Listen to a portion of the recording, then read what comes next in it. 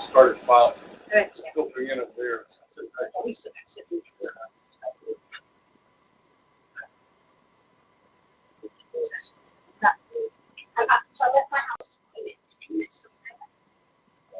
Yeah, and even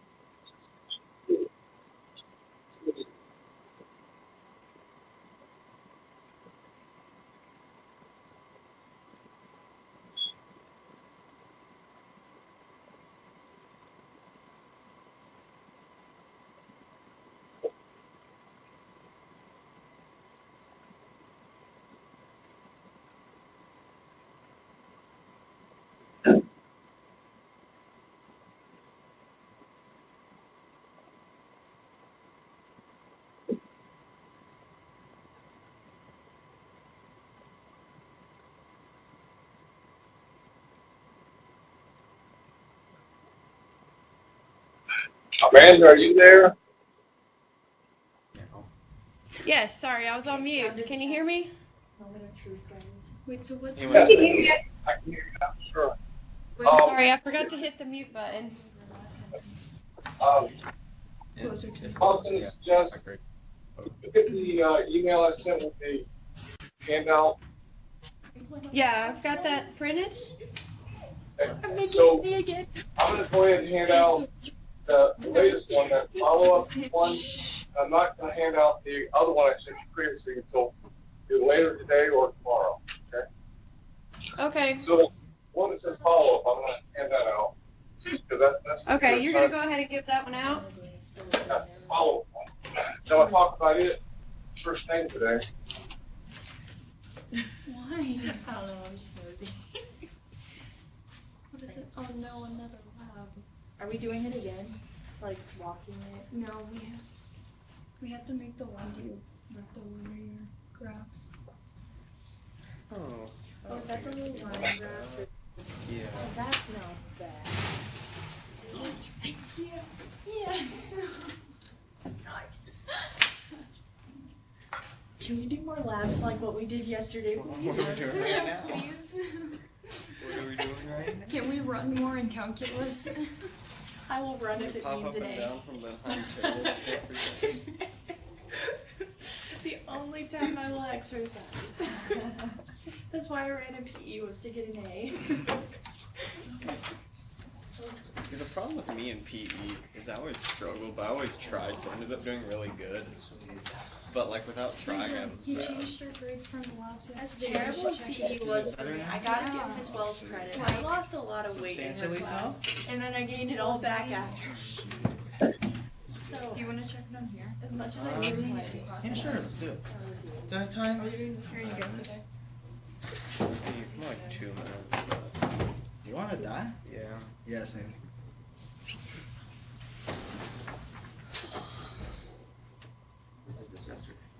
it's a follow-up. Oh, Yeah, let's go. so,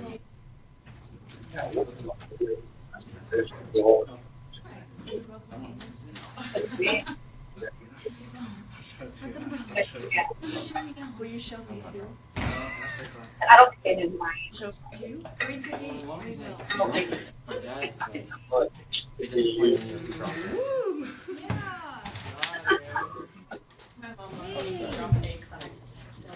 Wait, I am laughing every What was your grade Who sent me earlier? emails? Like, Oh, Mr. Gaddis. yeah. Well,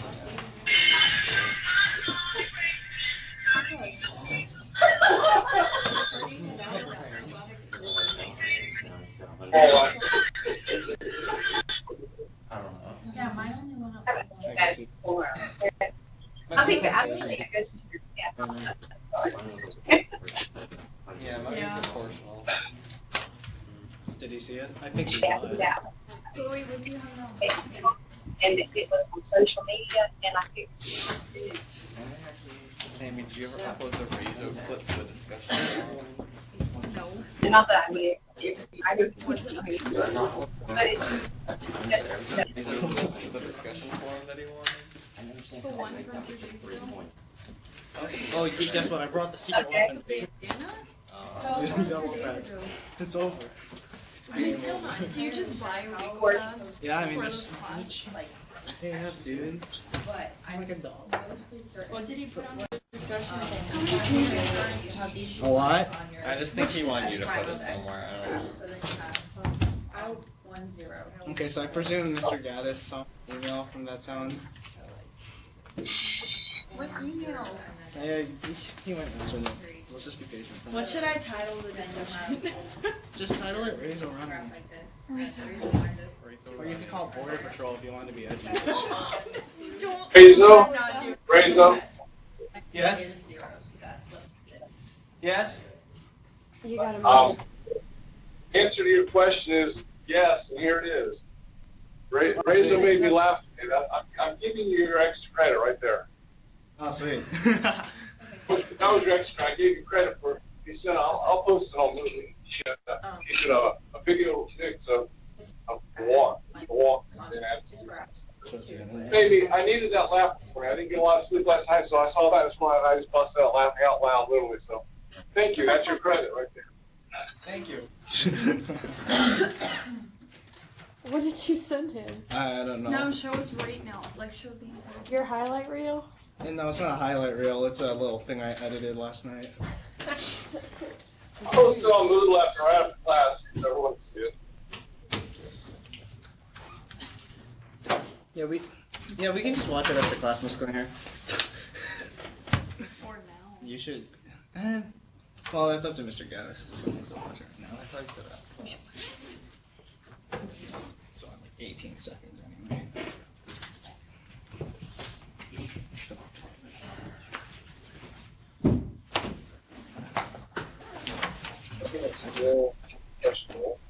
I didn't look at that.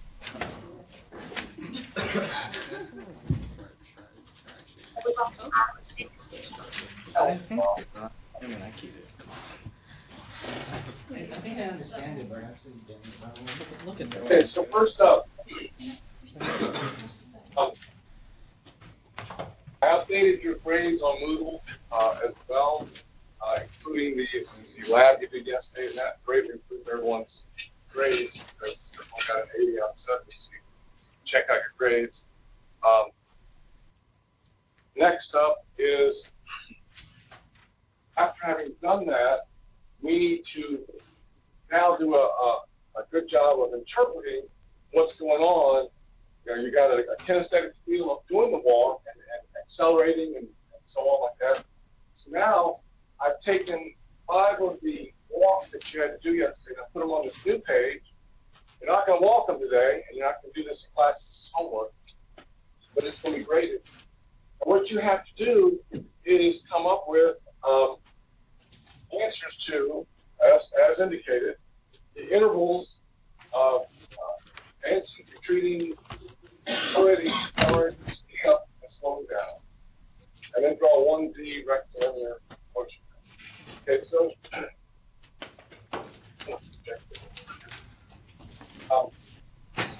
I took liberty to copy down number 4 off of this second graph on this new page. It's number 4 on the visual. We'll go over that real quickly so you can understand what I'm looking for. First thing is to identify the interval of advance for multiple. So if this is a time frame of 0 to 5 seconds, When do you see the graph advance?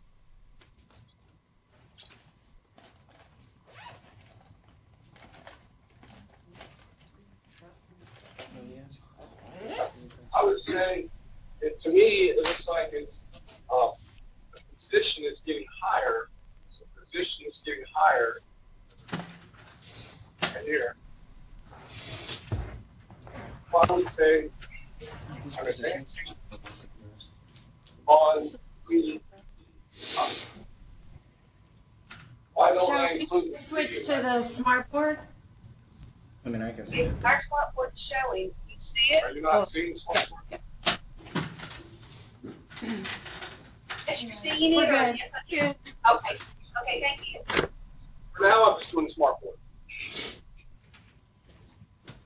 No, it's advancing to 5. Why do I not include 3? This 3 is not advancing. It's neither. It's a plot. We're just guessing about 3. That wasn't given, but we're just kind of guessing. Okay, so if that's the case, when do you see it retreating? 0 to 3. Got this. Okay. What's the next thing on your sheet there? What's the next thing you have to figure out on the directions on this sheet I just gave you? Accelerating and decelerating. Accelerate. And when does it accelerate? Well, let's come back to that. That was a hard one. Let's do the next easiest one is speeding up and slowing down. I think we can all do that. As when is it speeding up and slowing down?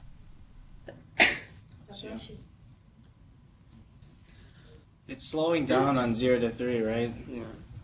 Yes. How do you know that? I'm going to create. Because if you were to do the tan lines on any given point in that thingy, the tan lines would be getting flatter, less steep. Yes. So that's exactly right. If you look at, start off on this walk, start off very fast there, and then less fast there, and less fast, and then you start walking faster here and more faster. As Razor said, your tangent lines are very big. But that's just speeding up and slowing down. Here comes the harder part. What about, what's the other things on there? You had accelerating, and what was the other one? There's 2 more. On the ground. This one had accelerate, decelerate now. On the graph. Okay, what about acceleration and deceleration on this picture? Are you gonna have to double prime it? Or is it possible from here? Yes, we have to think of it as the second derivative, right? But I don't have a function here to actually do that. We'll do that today here in a minute. Don't do that. But how do I talk about deceleration versus acceleration on this graph? Which is what you're supposed to do on the homework. First indication or first thought is that when you're slowing down, you're decelerating. When you're speeding up, you're accelerating. That's not correct. That's what most students think. Look back at the note sheet. I asked you to pull out your note sheet now. The one I handed it, you got that says rectilinear motion, notes, something like that. Which one? The one from yesterday? It says Math 271, block 4 notes, rectilinear motion at rates of change. That's the sheet I'm asking for. Someone's got that sheet out.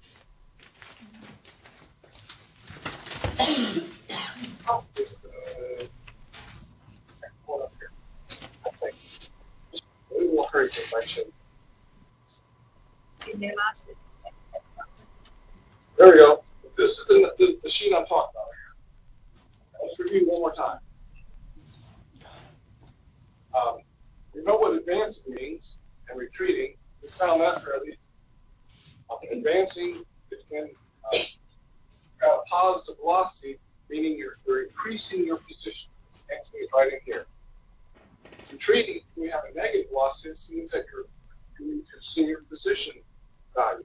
So notice when here my position starts at like 5 or 10 or whatever, and then the position goes down to 8, the position goes down to 4. So my position is decreasing. So that means I have a negative velocity. Okay, good. Now let's look at the next definitions. Okay. So now we'll look at acceleration and speeding and guiding speed. Okay, so acceleration says it's accelerating when it's increasing its velocity value.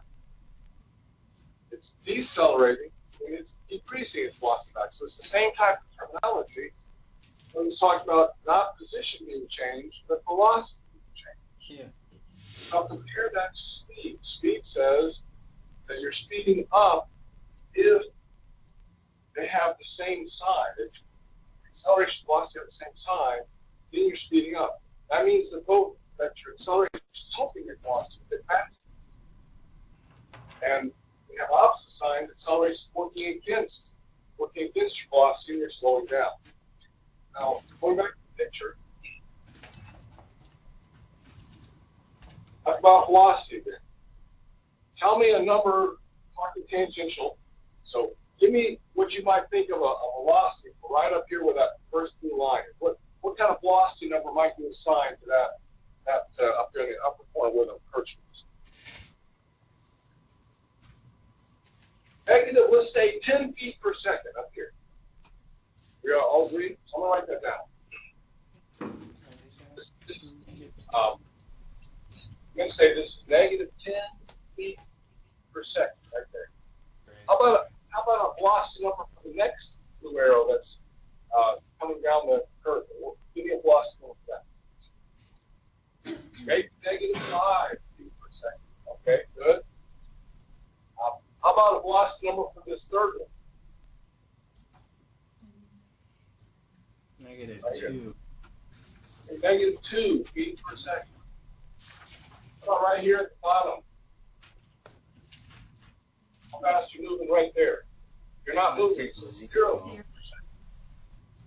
Sweet. Okay, what about over here once you get past the bottom? Give me a 2. velocity number for that. 2. Maybe positive 2 feet per second. Out of here, what kind of velocity number can you see? 5. 5 feet per second. Okay, good. Now, back to the definitions. Y'all with me where those numbers came up? We just made up those numbers, but do they make sense to you what we just said? Okay. Well, now going back to the definitions one more time. And acceleration is positive. We say the point is accelerating. This will be exhibited by increasing velocity value. Acceleration is negative when we call it decelerating. When it's acceleration is negative, that will be exhibited by decreasing velocity value. What is decreasing velocity value? Yeah, it's always accelerating. That's the picture. What do you observe? Starting at the left-hand side, what do you observe about your velocity values? They're increasing and they're increasing. They are increasing. They increase from negative 10 to negative 5. That's an increase. Do you agree? Mm-hmm. Then it increases from negative 5 to negative 2. Negative 2 is a bigger number than negative 5. Then it increases to 0. Then it increases to 2. Then it increases to 5. So that says to me that the velocity values are increasing the entire time. One more time. The velocity values are increasing the entire time. So that tells me that the acceleration is occurring on the entire interval from 0 to 5. Acceleration is never happening on this picture. Nice. This now?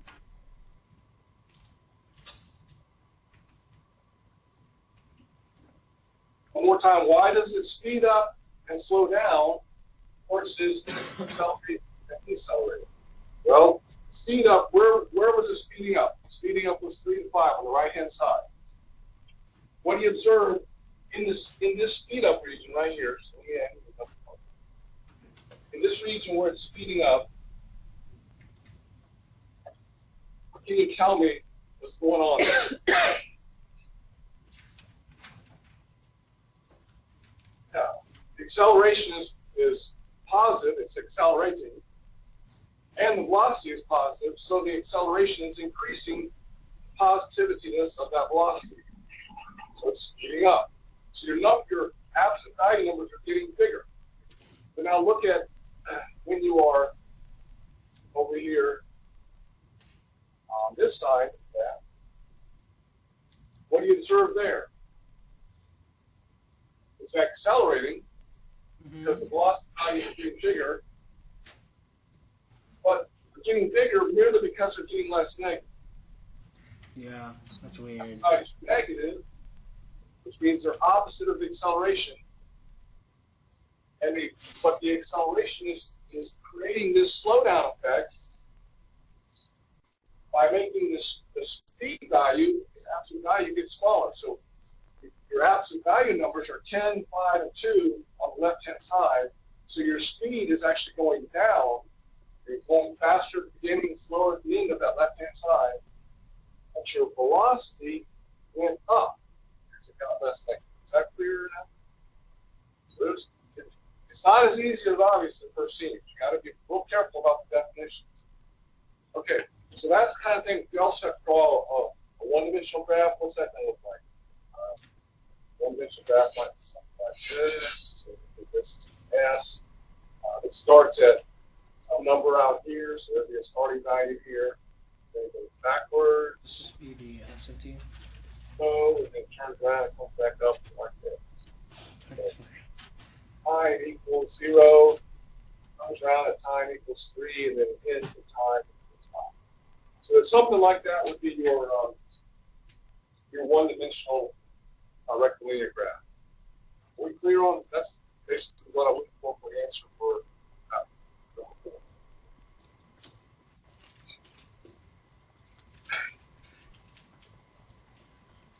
Okay, well we're gonna move on then. It's a little confusing. Just a little confusing. I think it's derivatives.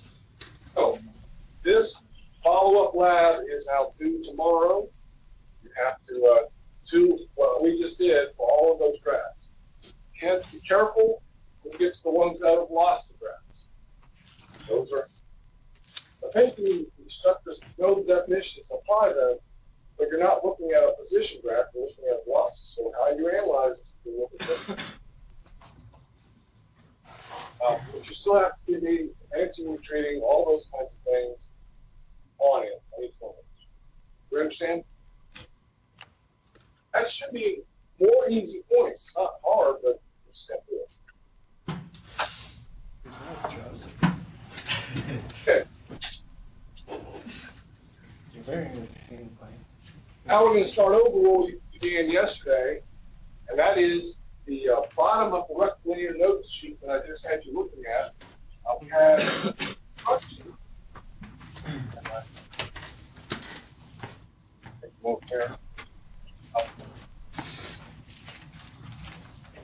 But at the bottom of those, you have some instructions on how to analyze this stuff algebraically. So what we did yesterday was we kinesthetically what it looked like, felt like. Now I'm asking you on this follow-up lab to just kind of gut feel based on your experience yesterday, come up with what the intervals are. But now today, we're going to learn how to do that same thinking algebraically. So this might help clarify what I was just talking about if you got lost on the side. Okay. So here's one more homework problem. This is at the top. I didn't give you yesterday. So I'm giving you another function, position function, that you have to do what we're going to do today. You have to do yourself. So I'm going to start over with what we did yesterday. There was a position function I gave you. I think it's what I gave you yesterday. I'll remember this. I gave you this function on the interval 0 to 3. Here's a picture of that function in 2 dimensions on 0 to 3. Here's a picture of that function in 1 dimension on 0 to 3. And now we're going to go through the steps of this thing. So it says, first problem is We need to zoom the camera in because we can't see the board. Okay. zoom in. Go to the board maybe? Better? Maybe go to the right just a little bit. Better now? More? I didn't hear what you said. Zoom in more.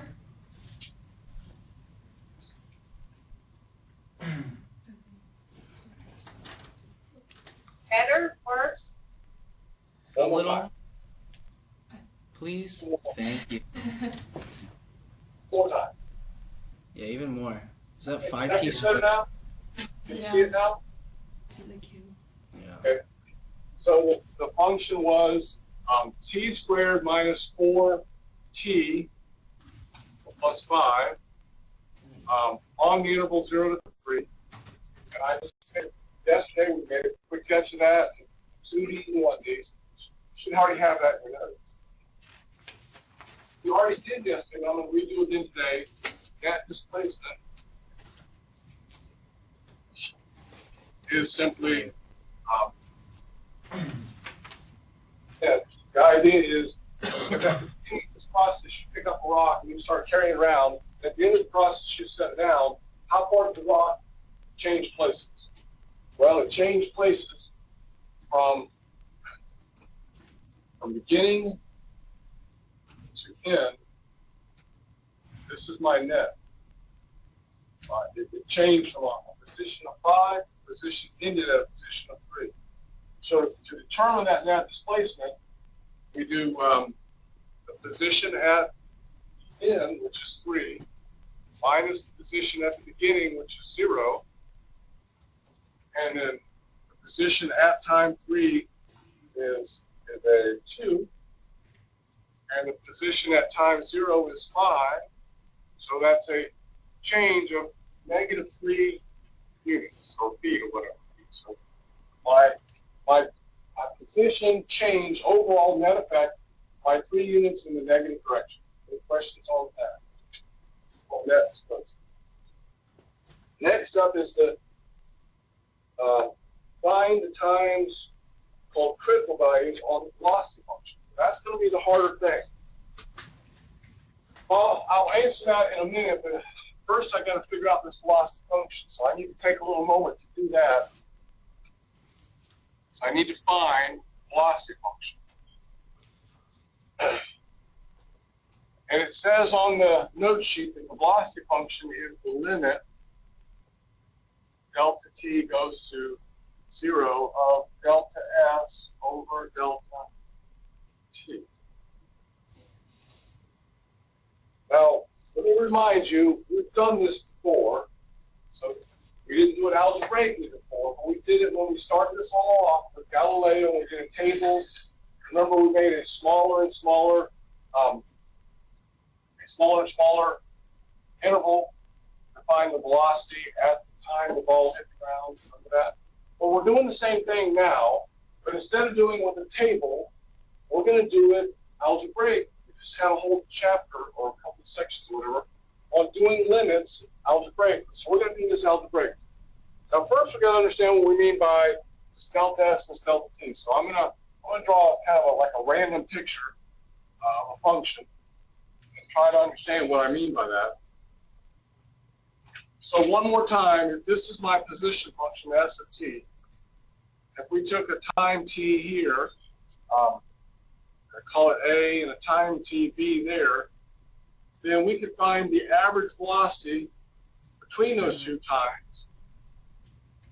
So this would be delta t right there. Yeah. Since from here to here would be delta s. So if I take the ratio of position change to time change, that's going to give me average velocity equals delta s over delta t. But I don't want average velocity. I want instantaneous velocity. So I'm going to apply a limit. So v of t is, like we just said, we got to apply that limit. But now the question is, how do I deal with this a and this b here? So what I'm going to do is kind of rename this stuff a little bit. Instead of a and b, I'm just going to call this position right there, let's give that time value, I'm just going to call it time t. That's just some time t on my curve. And if this is delta t, this span right here between the 2 points is delta t, what can I rename that second time value as? Delta.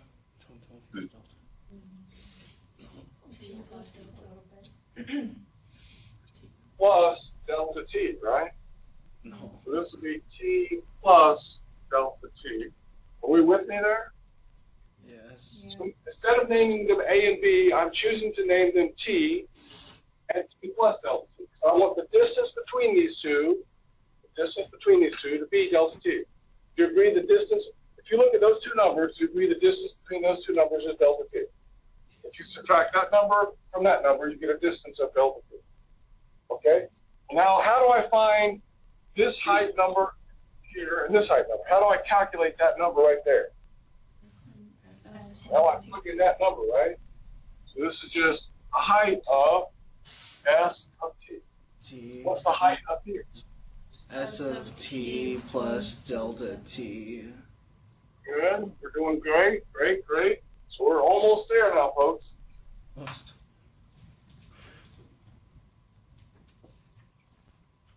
I'm going to go back up to my definition. This was definition of velocity function right here. It's called a function. We're going to make a function. So hang in there with me. So I've got to do the limit. Delta t goes to 0 of delta s. So how do I calculate delta s in this picture, in the red that I've just written up here? How do I calculate the delta s now? Is it delta s of t plus delta t minus s of t? Yes. I subtract these two y values. So I'm going to go over here and write. I'll use red for now so you can follow it. So this will be my delta s is s of t plus delta t minus s of t. And then how do I calculate delta t? I mean, I should yell at delta t, but I'll emphasize to you where it comes from. I want a delta t in the bottom. Well, how do you calculate the change in t? You subtract these two numbers, right? Well, let's just show that that works out. So I'm going to have t plus delta t minus t. Wait a second. Can you just subtract out the t's? Yeah, and then you'll get a delta t in the bottom, but you don't get that in the top. So what do I get in numerator? It's this limit delta t goes to 0 of, on the bottom, I agree this is going to be delta t. Absolutely. That was the whole point. But what about the numerator? How do I figure that out? I got to have an s of t plus delta t minus an s of t. Do we know what s of t is? Oh, I don't know. I was just throwing out factoring out there. But you know what? I'll just wait. Well, what? How? Factor what? An s out. I don't know. Good suggestion, but I can't do that because s is the name of a function. It's not an operation like times. You understand? Yeah. If it was s times, then I could factor out an s. I agree, but it's not s times. It's s of. However, I do know a function for s of t right here. So all I have to do is plug in those inputs into this function. Are we clear on that? Yeah. So if I plug in t plus delta t into that function over there, I'm going to get, and I'm going to do it in colors, I guess. So we'll do a green for this one. I'm going to do this one right here in green. So I'm going to do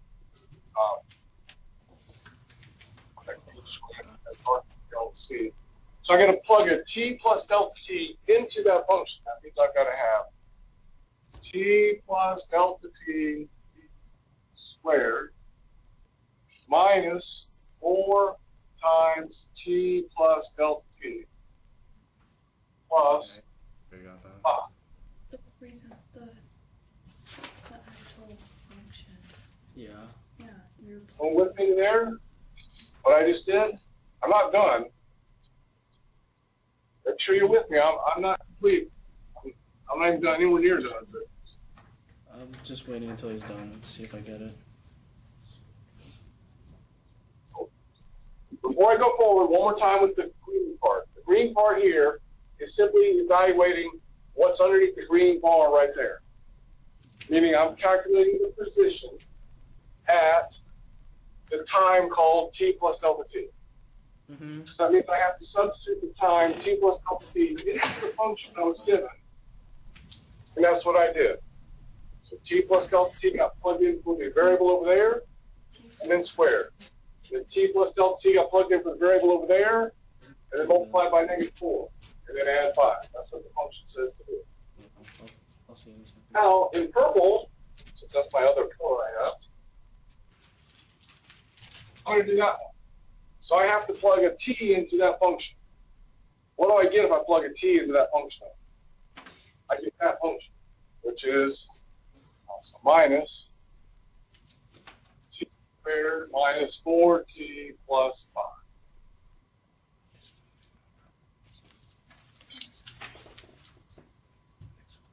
So far, so good? It's like t cubed minus 5t squared. No, that's the homework question.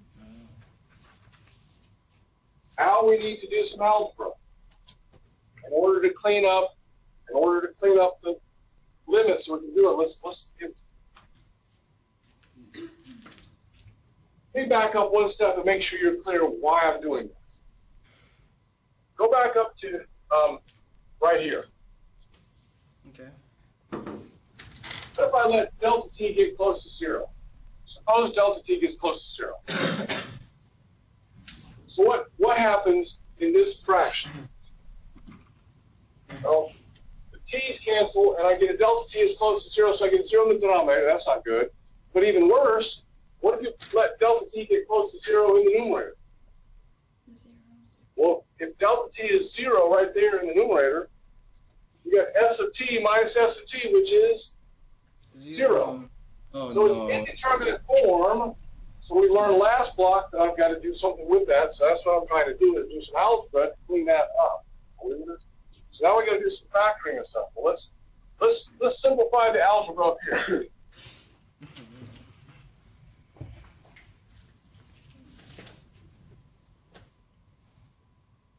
So I've got to figure out t plus delta t squared. So we're going to do this. That's squared plus 2 t times delta t plus a delta t squared. And I got to distribute a 4 into that, so that's minus 4t minus 4 delta t, and then plus a 5. And then I've got to distribute this minus sign into the purple box, so that's going to be minus t squared plus 4t minus 5, all over delta t. My gosh. What is this? One more time. Bless you.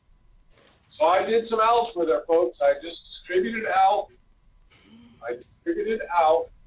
Square. I distributed any multipliers outside of parentheses, including negative signs. Being careful to do my algebra correctly. I always tell my classes, you don't really know your algebra until you finish your calculus. Is it? Ooh, that's A little bit slack on your algebra skills, it'll come very apparent when you start messing with this stuff. Okay. Now how can we simplify? The Cancel t out. squares cancel. And the 5s cancel. Yes, they do. T's cancel.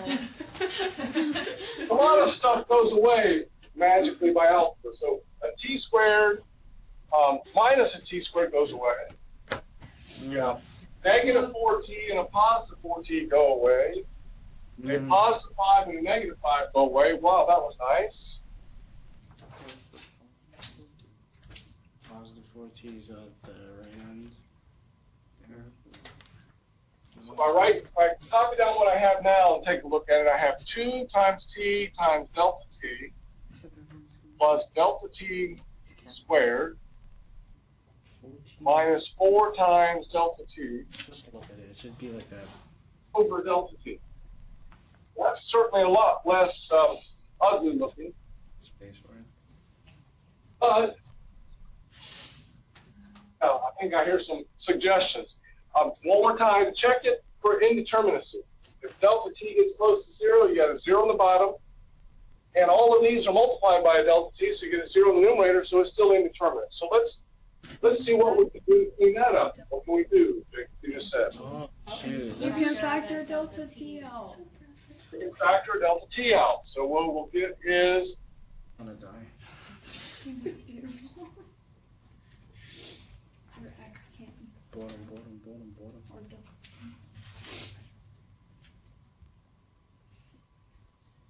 Oh my gosh.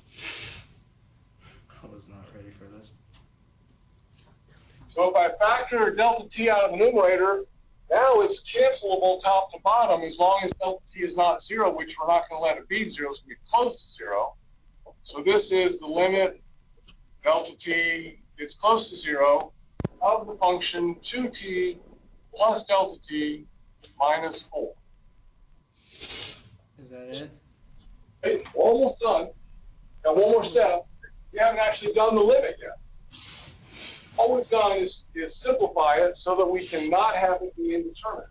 Are we gonna do like the continuity of algebraic functions and plug in a 0 for delta t or something? Correct. We're going to apply the continuity of algebraic functions and plug in a delta t. That's what we did last block. And so that's going to become 2t plus 0 minus 4, which is 2t minus 4. Oh, that's a lot. We're only on Now make sure you understand not only how to do all of that, but what did we just calculate, folks? What did we just figure out? What was the start of this whole long chain of equal signs? What was the very start of it? We found the derivative of the We found the function. it's the derivative of position called the velocity function. We found the derivative of the position. So that was called the s prime of t. That's correct. So this is s prime of t. And it's also called the velocity. So now I know the velocity function. Velocity function is 2t minus 4. Okay? So question 2 says, you've got to know all that in order to do question 2. So what does question 2 ask? Find the times when velocity is equal to 0. How do I do that? Except we just figured out equal to 0. So let's do that. Number 2, we're going to set b of t equal to 0. I love it. We just figured out that that's 2t minus 4 equals 0. That is easily seen to be t is equal to 4 divided by 2, which is 2. We'll say seconds. Great.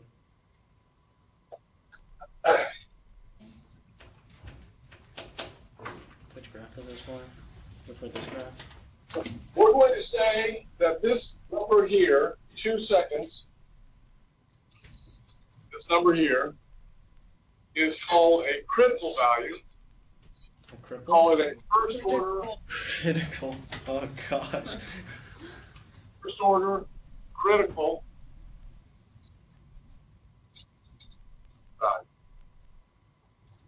First order? Oh, that's awesome.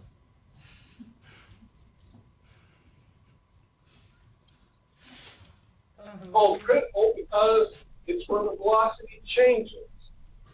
You understand that's where the velocity is equal to 0? Let's take a moment before we go further, and let's go back over here and graph that velocity function. Just on its own graph. Let's go back here. We had a graph of position right there. Let's now graph this velocity function. What does it look like? What does it look like? It's t, and this is b of t. What does that velocity function look like?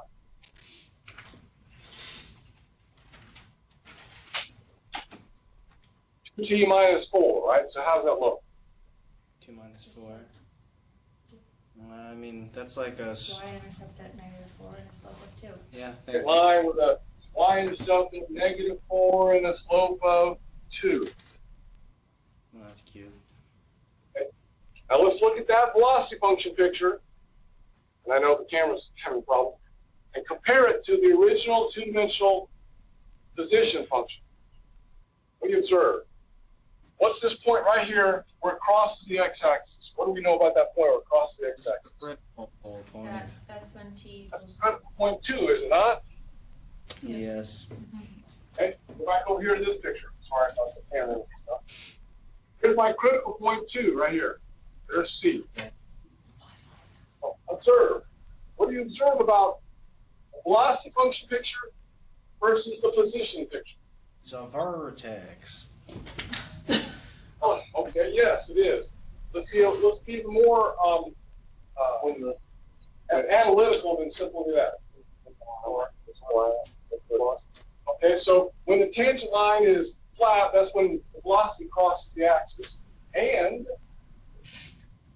when the velocity is below the axis, which is from 0 to 2, what do you observe about over here? That's when it Oh, it's changes. decreasing. And when the velocity function picture is above the horizontal axis, then the picture is increasing. Does that make sense? Yes. Yeah. Increasing when the velocity is positive and it's decreasing when the velocity is negative. That's what that picture says. That's what this picture says. Question? Great. Yeah.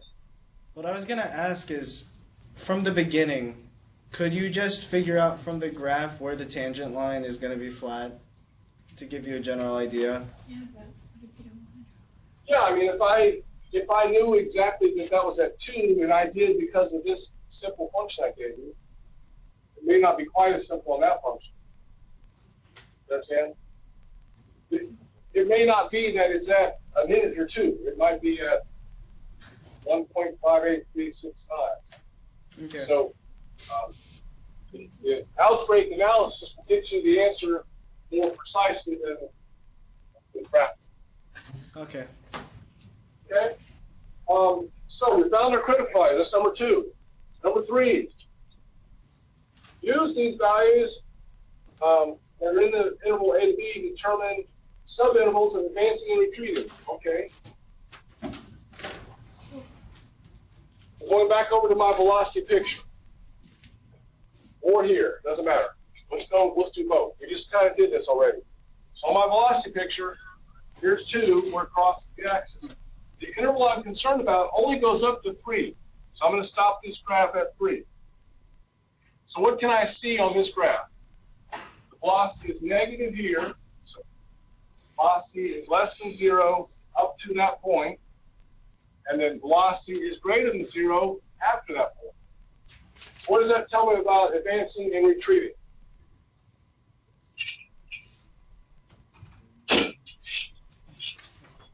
It's advancing when it's above the x-axis and retreating when it's under the x-axis. That's correct. When velocity is positive, we're advancing. When velocity is negative, we're retreating. We see that over here. We were increasing our position function. We were decreasing our position function. Advancing, retreating. Okay. So we can write down as an answer to number 3, based on that picture and our understanding of it, the answer to number 3 is it is advancing on the interval when the velocity function is above the x, velocity is positive, so it'll be advancing. So that will be on the interval from 2 to 3, and it is retreating on the interval from 0 to 2. Why does it never touch 2? Quick comment, folks. What if there's more than one interval that is, like say, advancing? What if your curve, instead of, like this curve, just came down and went back up? What if it came down, went back up, and came back down, and came back up again? So you have multiple intervals of advancing. How do you write that down? Don't play with notation like union, don't play with that. If you have more than one interval, you have to list those intervals, you got to put a union between them. Okay, so we don't on this one, but just so in case you want to know. Question number 4, how do we handle this? What does it say? You can sit there. No. Yes. Use these values to determine the total distance traveled as the sum of the absolute values of the net displacements in each subinterval. Ooh. Okay. So how do I determine the total distance traveled? Well, looking at the picture. And then I'll show you algebraic. So total distance traveled. Clearly, I must have traveled until I got from time 0 to time c. I traveled a certain amount of distance here. That was a negative distance. And then I traveled until time 3. I traveled back this much distance. So what's my total distance traveled is basically the sum of the lengths of those arrows. But since this is a negative arrow, and that's a positive, we're going to take the absolute values. Okay? So total distance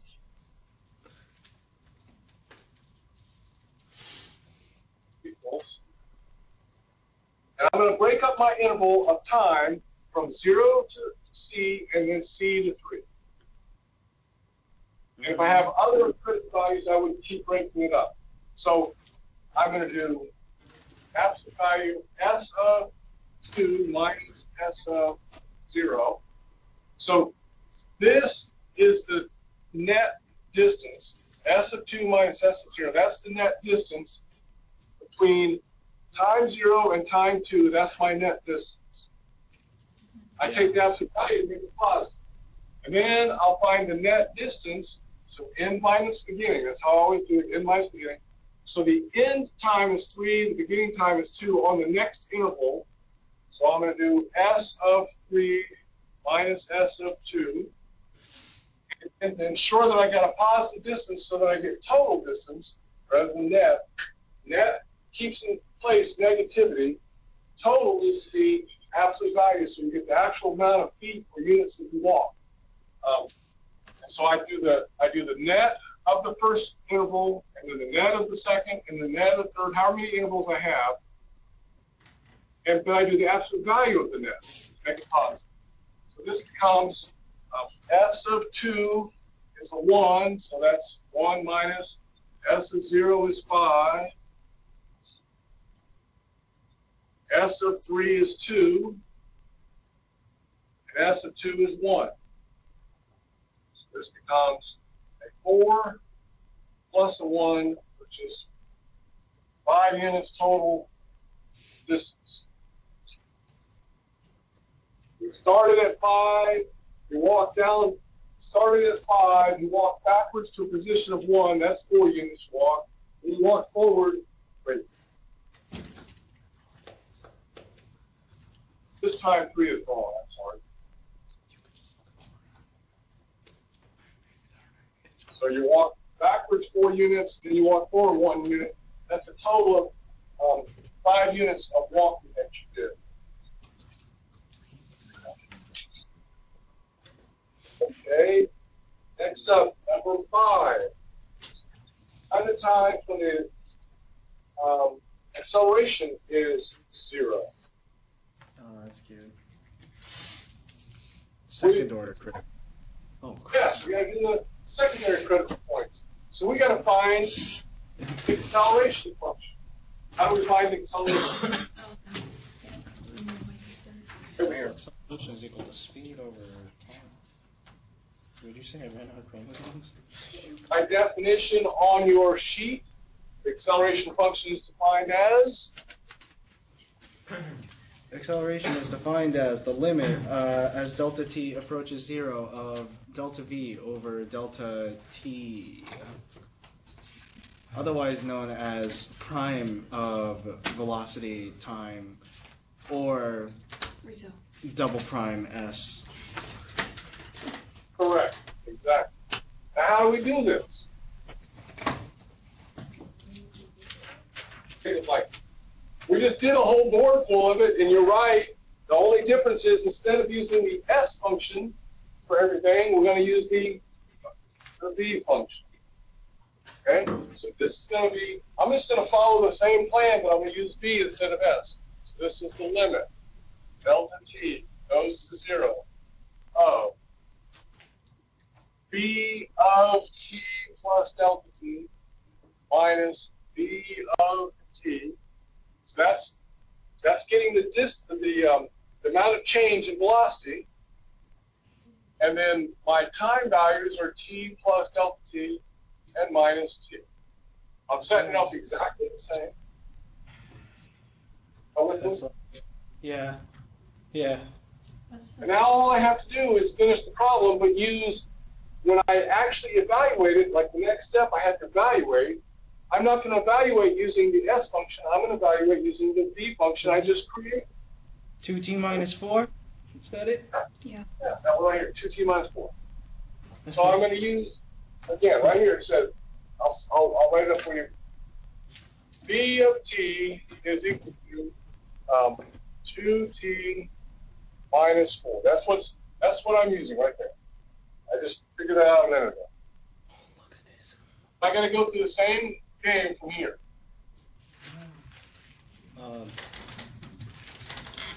I got to do V of t plus delta t. How do I do V of t plus delta t? Right here. I'm on this step right here. I'll do color one more time. I'm going to put it in color. That's too much work. How do I do that step right there? 2 times t plus delta t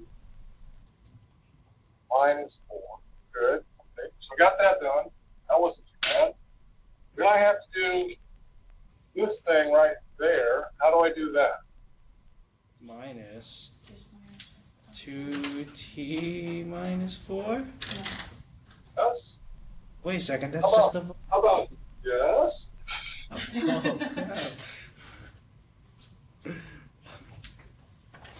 And then the denominator, we always simplify to delta t because that's what we want it to be. That's the reason we set it up the way we did.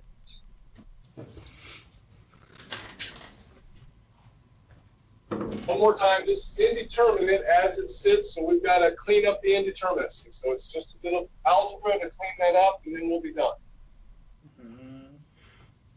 This is 2t plus 2 delta t minus 4 minus 2t plus 4 all over delta t. And like last time, you see that a lot of things algebraically add to 0, so 2t and negative 2t and negative 4 and plus 4 all add to 0, so I can eliminate them from the process. Oh, crap. I get 2t, 2 times delta t over delta t. Delta t's can cancel as long as they're not 0, which they're not, they'll be close to 0. So this is the limit delta t goes to. What is 2 as delta t approaches 0? So as delta t gets close to 0 for the function called 2, what does calculus called? I don't even know anymore. Is it 2? It's 2. This tells me I have now figured out that a of t, so what I just figured out, a of t is equal to 2. A of t is equal to 2. That's what I just figured out. Oh, wonderful. What does that mean, 2?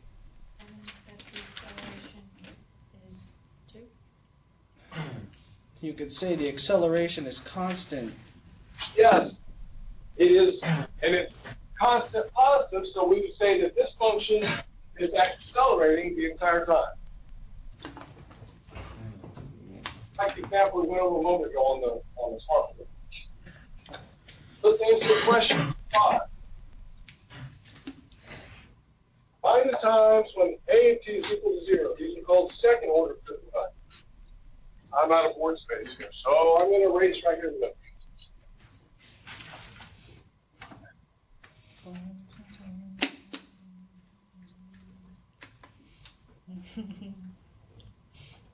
Yo, hang on a second. Everything's starting to click, but it's taking some time. I'm getting there.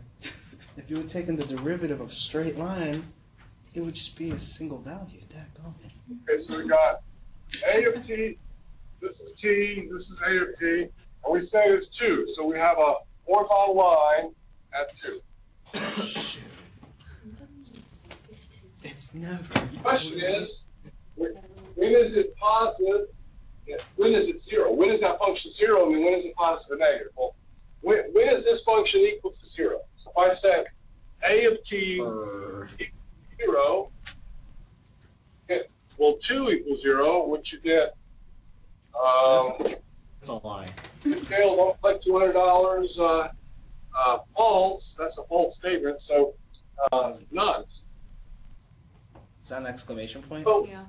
I dig it. that means the acceleration function never changes sign. It's always positive. You observed already, but I'm just showing you the algebra. If it's not always positive, this is algebra you got to go through. You understand? On your homework, it's not going to always be 2. Be more to it. Not always is it going to be a constant when you get to acceleration. On this case, it was. On the homework hint, acceleration won't be constant. You'll actually have to solve for t when it's equal to 0. Let's finish this problem. So then the question is, when is it accelerating and when is it decelerating? We found the critical value. So we'll call that a d value right here. So there's second order critical value. Is nothing. It's never critical. Oh, d. D? D. D as in domino. Domino. Dominoes. I'm not even hungry, you know. It's just No. so we define those, we found them. It says now use these values. This is number 6. That was number 5 right there. This is number 5. We found when the acceleration was 0, which is not in this case. And then number 6 says use these values to determine subintervals of accelerating and decelerating. So number 6.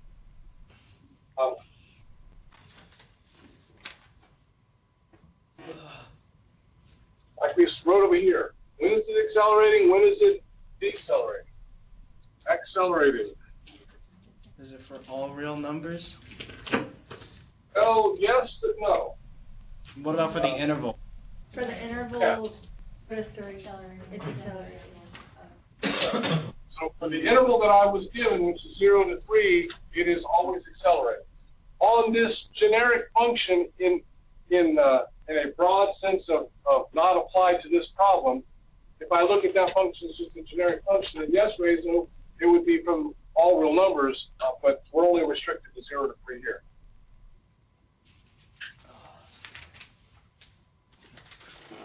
And when is it decelerating? Never. Never. Okay, so that's how you write an empty set, is a 0 with a line to it. Okay, so that's number 6. Number 7. These values of C and D combined, so first order critical values, which tell me when I'm advancing and retreating, which tells me velocity is positive and negative, and second order critical values, which tell me when we're accelerating and decelerating, which is when acceleration is positive and negative. Put all that together, and you can determine when is it speeding up and when is it slowing down. So 7 is speeding up, and we're slowing down. Let's remind ourselves algebraically what that means. We've already done something like this heuristically with the graph a moment ago on the smartboard. But algebraically, what does it mean? So that in case I'm not able to quite so easily heuristically do it, what if I have to do it algebraically? What does it mean to be speeding up and slowing down? Algebraic on your definition. Speeding up is when the acceleration and the velocity have the same sign. And Yeah. A times B has to be greater than 0, meaning they have the same sign. And this one is A times V has to be less than 0, meaning they have opposite signs. So taking that into mind and looking at our intervals of accelerating, decelerating, and intervals of advancing and retreating. Advancing one more time means, this means velocity is greater than 0. This means velocity is less than 0. Accelerating means A is greater than 0. Decelerating means A is less than 0. This is way more involved than I thought. Those are fine. So take all those into account, and what can you say about speeding up? Speeding up, I need them to have the same sign. So, let's see, acceleration is, well, it's always positive. So the only time it's going to be speeding up is when velocity is also positive. Yeah. That would be 2 to 3. Which is Yeah. Now, again, this problem's easier because acceleration is always accelerating. Well, what if it was split up? Now you got to really look and pick and choose, right? You got to really look at it. But now it's easy. Since it's always accelerating, then all you have to find is when is it advancing, and that's going to be speeding up. Velocity is positive, acceleration is positive, means I'm speeding up. That's going to be on 2 to 2 3. to 3. And the other one's 0 to 2. Slowing down. When is it slowing down? Well, slowing down means I have to have opposite signs. Well, acceleration this time is always positive. So all I have to do is find when velocity is negative. That's when it's retreating. So that's on 0 to 2. Wow. I did not expect this to be that intuitive. Look at this group. Look at this. Yeah, that's all set. First thing, everyone kind of feel like you sort of followed mostly, kind of like crystal clear. Yeah, I can get there, or I have no idea what you're just talking about. I'm okay. I had a question. Question? When you drew the thing with the A and B interval, but you replaced it with T and delta T, and then Yes. you also showed like the delta S, is that the same thing that they were talking about in the book? Like a secant line and X? Yes. And Yes. I've erased it now, but you're right, absolutely. I will add to this picture since I started drawing. So if I take 2 points on the curve that are separated by a distance, then I form what's called a secant line. oh shit. I can see that. There's 2 points separated by a distance. That's a secant. The word secant literally means to cut. Like cut. So this line cuts across the path of the curve at 2 points. Dang. That would be my A and my B, like we talked about in the book. The tangent literally means to touch. The word tangent means just to touch. So I would just be touching the curve right there. What we just did effectively over here, all that work with that limit stuff, is we took this delta t distance. So there's a delta t from here to here. Delta t. That delta t creates a secant line. What did we do on the limit? We let delta t shrink to 0. So if we let delta t shrink to 0, what does that mean? I'm now at a single point called the tangent line. Oh crap. So when we found the velocity function, we were literally finding the tangent line at the curve. So velocity function, that velocity function, while you ask the question, that's a good question. So how much time do we have? 3 minutes? Okay, I got time to talk about this for 3 minutes.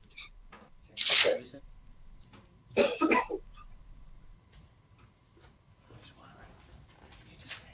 It's a question that's just writing where we've got to be. So the velocity picture was, one more time. I'm going to try to draw both of them on one graph. It's evening over at Isothermal. Okay, so my original position function looked like this. Yeah. He's in the sun-soaked West Coast. That's a T. and then my velocity function started at -4 and went up through the axis right there, and then went on up here. And then the other one's just a line. Okay. So what is this velocity function telling me? What did we calculate? One more time. We took a secant line between two distinct points that was separated at a distance of delta t, and then we shrunk that delta t down to a 0 value, which made a tangent line. That gave me a function. When we did that, gave me a function that was the velocity function, which was this one. Oh crap. The velocity function tells me the velocity, instantaneous velocity, at each point. So, for example, when I get to this point right there, what is the red curve output? What is the red curve output at that point right there? 0. What's the tangent line slope on the green line at that point? 0. Point right here, what is the output of the red curve? -4. What is the tangent line slope of that curve right there? -4. Y'all with us now? So the velocity function is generating outputs that are the slopes of the tangent lines. As Yeah, there you go. You got it. You just got it. It's here in the phone. velocity function, once again, is giving me the slopes of the tangent lines. Position curve. One more time. Acceleration. We did the same thing for acceleration, but we used velocity. What does it tell me? It's the derivative of velocity, so it's giving me the tangent line slopes to the velocity curve. Yeah, welcome to the Velocity curve. At that point right there, what's the slope of the tangent line to that velocity curve right there? 2. What's the See, slope this is of what the I'm tangent saying. line? Because it's a straight line. It's a straight line. Oh, it's always 2. That's what we said a moment ago. The acceleration function tells you. This is the one. Okay, so you have a homework assignment. Anyone, section 2.1, if you have not completed that tomorrow, we'll go over number 1 in section 2.1 for sure, and see what questions you have in section 2.1 for the rest of the exercises. We'll also turn in that lab follow-up that we handed to you tomorrow. And turn in, if you decide to do it, your rework of your tests. I kind of want to finish my corrections, and we also got to study that. Big questions? Do this together. See you tomorrow. Yeah. Okay. Right after now. Raylan, did you have a question? One more? And y'all, you're free to leave. It's time's up. You're free to leave. Did you have a question, Rachel? One more? Or no? I was gonna ask if you could play the video. Oh, I don't have it. I have, yeah. Let me see if I can get that put up. All right. I gotta have my spectacles to see it. Yeah. This is I my already word wrote for it. Yeah. Thanks. Here we go, guys. Or Here do we you go. want to do it for Snapchat? Sure. Here, look at this. That was pretty bad. Oh, really? So it must have been an accident. It must have been.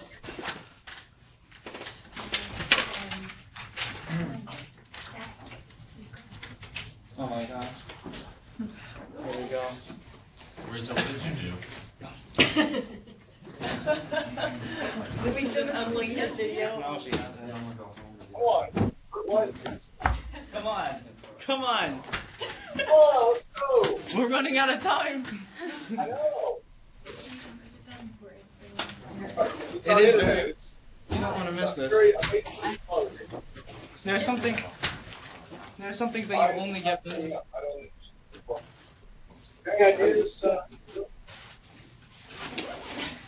this one I'm for logged in, it's just not coming up. If it's changed, it's updating the inbox. You can't click on it. To update. Oh, it's just, Can you refresh it? Is this a Rizzo that? Did everybody get one of these follow-up labs? Yeah. Yes. there we go. Please. Oh, gonna work? What Oh, happens? oh crap, there it is. There it is. Alright, thanks, man. What do you think about that? I'm gonna walk that walk in a straight line.